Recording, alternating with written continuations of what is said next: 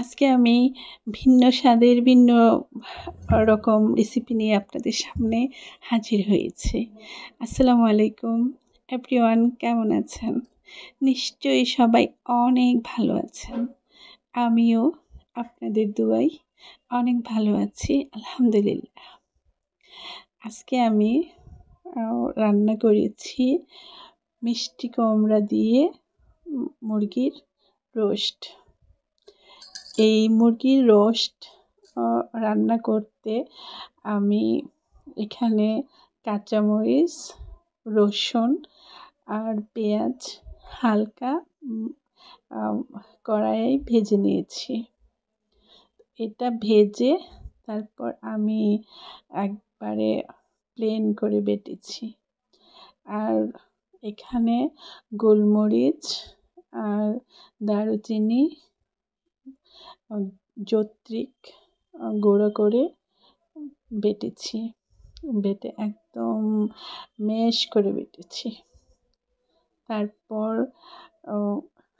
আদা, অনেক মানে পুরাতন আদা, ওই আদাগুলো একদম প্লেন করে বেটেছি। তো আদা এই পুরাতন বাটতি আদা বাটতে এখানে যে আদার সাভা, এই সোবরা এটাকে বলা হয়, আমরা বলি। তো এই সোবরার জন্য বাটতে একটু সমস্যা হয়, এটা ফেলে দিলে একদম প্লেন হয়ে যায়। তো আমি এখানে এই সোবরাটা ফেলে দিয়েছি, ফেলে এটাকে একদম প্লেন করে বেটেছি। তারপর একটা ফ্রাই প্যান গরম করে এখানে পরিমাণ মতো তেল দিয়েছি। তারপর এই রোস্টের স্লাইস করা মাংসগুলো সাথে মিষ্টি কুমড়া দিয়েছি। এখানে একটু হালকা হলুদ দিয়ে এটাকে মেখে একটু সময় ম্যারিনেট করে রেখেছিলাম। তারপর এগুলো গরম তেলে হালকা ভেজেছি, একদম কড়কড়া করে ভাজিনি, হালকা ভেজেছি। ভেজে সাথে মিষ্টি কুমড়াগুলো আমি ভেজেছি।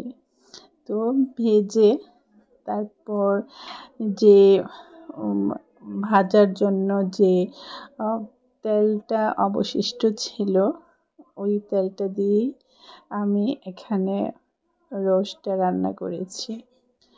তো তেলের মধ্যে তেজপাতা, তারপর এলাচ, দারচিনি, পেঁয়াজ রসুন ছেঁচা দিয়েছি। দিয়ে এটাকে ভালো করে ভেজেছি। তো ভালো করে ভেজে এটার মধ্যে বাটা গোলমরিচ, তারপর জায়ফল, জত্রিক দিয়েছি। দিয়ে একটু নাড়াচাড়া করে তারপর 1 চামচ মরিচের গুঁড়া, আধা চামচ হলুদের গুঁড়া, আধা চামচ জিরের গুঁড়া, আধা চামচ ধনিয়ার গুঁড়া দিয়ে ভালো করে একটু নেড়েচেড়ে আমি হালকা পরিমাণ পানি দিয়েছি। পানি দিয়ে এটাকে ভালো করে কষিয়েছি। পরিমাণ মতো লবণ দিয়েছি। এই যে ভালো করে কষানোর পর সব তেলগুলা উপরে উঠেছে। তো তেলগুলো যখন উপরে উঠে যায়, তখনই বোঝা গেল যে এটা ভালো করে কষানো হয়েছে। আর মশলাটা ভালো করে কষানো হলে তরকারিটা বেশ সুস্বাদু হয়, খেতে অনেক ভালো লাগে। আমি ওই মশলাগুলো ভালো করে কষিয়ে তারপর এখানে মিষ্টি কুমড়া আর মুরগির মাংস ভাজা দিয়েছি। দিয়ে ভালো করে ঢেকে আবারও কষিয়েছি। তো একটু কষানো হওয়ার পর আমি এখানে একটু রসুন বাটা দিয়েছি অল্প পরিমাণ। তো রসুন বাটা দিয়ে তারপর এখানে রাঁধুনি রোস্ট মশলা এটা দিয়েছি।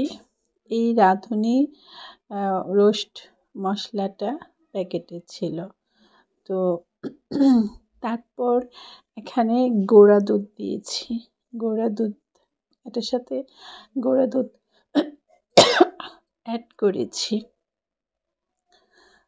তারপর একটু ঝোল দিয়েছি পানি দিয়ে আমি ঢেকে রেখেছি।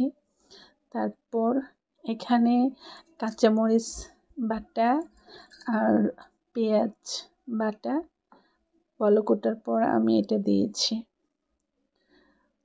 তারপর আবারও ভালো করে নাড়াচাড়া করে এটাকে ঢেকে দিয়েছি। আমার এই রেসিপিটি যদি ভালো লাগে অবশ্যই আমার চ্যানেলটি সাবস্ক্রাইব করে দেবেন। সাবস্ক্রাইব করতে ভুলবেন না। আর এভাবে যদি আপনারা রোস্ট রান্না করেন, এটা একদম হয়নি, একেবারেই শুকনো শুকনো না, এটা একটু মাখা মাখা হয়েছে। আর মিষ্টি কুমড়াটা আমি এই খুন্তি দিয়ে ভেঙে একদম প্লেন করে দিয়েছি। একদম হাঁটা হাঁটা হয়েছে মিষ্টি কুমড়াটা যখন ভেঙে দিয়েছি। তো মরিচ মশলা আর মিষ্টি কুমড়া সব মিলে খুবই সুস্বাদু এবং খুবই অনেক মজা হয়েছে এটা। এভাবে রান্না করে দেখেন, খেতেও ভালো লাগবে, সাথে ভিটামিনও হবে। আল্লাহ হাফেজ।